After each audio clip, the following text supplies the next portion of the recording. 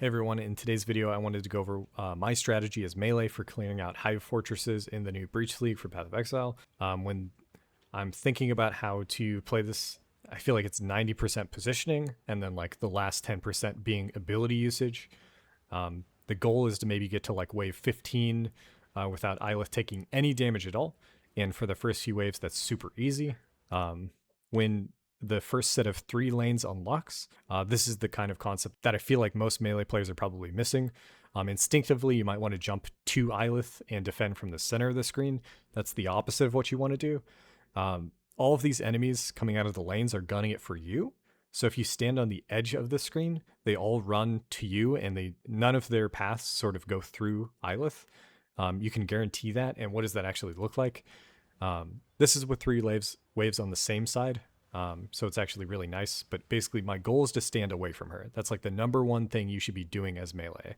The only time you ever want to go towards her is if any of the stragglers from these lanes are just kind of like standing on top of her or standing on like the edge. So like right now I've got 3 or 4 up there. I have to jump back and clear. But most of the time I'm trying to position away from her, and it's in order to pull all of the mobs away from her. So there's no like AoE or errant abilities or piercing or any of that. It doesn't even have a chance of hitting her. And that's your number one goal when you're learning how to do these fortresses.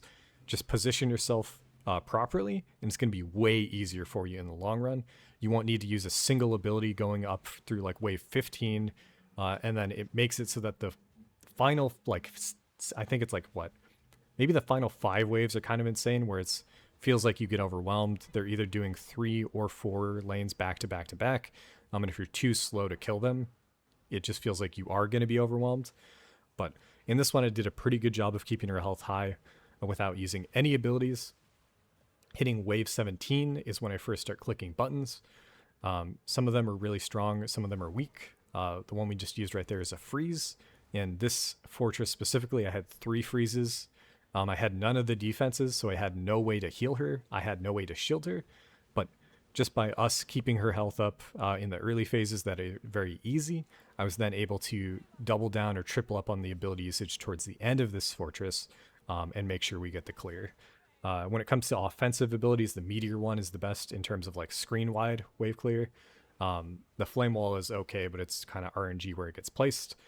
The freezes are incredible towards the end of these fortresses, so save them for the end if you've got them. And you can kind of guarantee yourself a victory. Again, like 90% positioning, like 10% wave ability usage. If you screw the abilities up and use them too early, you could easily lose in waves like 23, 24.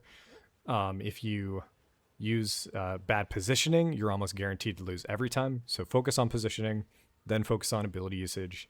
On the way out, you just got to keep killing monsters to keep your flash charges up, and you should be good to go. But yeah, that's probably going to do it for this video. As always, like, subscribe if you like this content. I do PoE 1 and PoE 2 content. I've been really enjoying PoE 2, but, you know, it's hard to skip out on a PoE 1 league. So we're here, we're playing melee, and I'll catch you guys in the next one.